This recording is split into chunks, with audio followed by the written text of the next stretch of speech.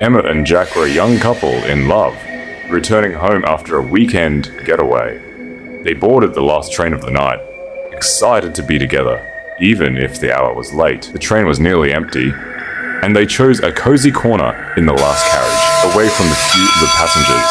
As the train chugged along, the rhythmic sound of the wheels on the tracks lulled them into a comfortable silence. They talked quietly, sharing dreams and plans for the future, unaware of the darkness that would soon envelop them. About an hour into their journey, the train suddenly screeched to a halt. The lights flickered and went out, plunging them into complete darkness.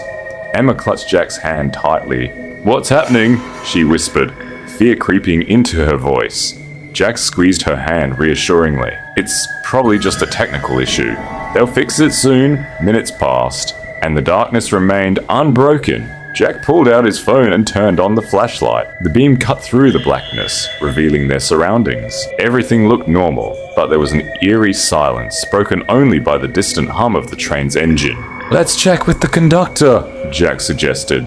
They made their way through the carriages, but each one was empty. It was as if everyone had vanished. When they reached the front of the train, they found the conductor's cabin deserted. The controls were dead, and there was no sign of anyone. Panic began to set in. "We're all alone," Emma said, her voice trembling. Jack tried to stay calm. "We'll be fine. Let's go back to our seats and wait. Someone will come for us." As they walked back, they heard a faint distant sound. It was a low, hinting whisper echoing through the train.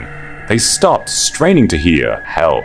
Us." Emma and Jack exchanged fearful glances. The whispers grew louder, more insistent. They followed the sound to a locked compartment. Jack forced the door open, and they were hit by a blast of cold air. Inside the compartment, they found a group of ghostly figures, their faces pale and eyes hollow. The ghosts reached out to them, their whispers now a chorus. "Help us.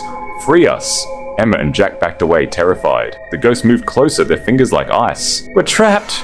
You must help us." Jack found his voice. "How? How can we help you?" One of the ghosts pointed to a rusted old lever in the corner. "Pull the lever, set us free." With trembling hands, Jack approached the lever. He hesitated, then pulled it with all his strength. The train shuddered and the ghost let out a wail. There was a blinding flash of light, and the train began to move again. The lights flickered back on, and the ghosts were gone.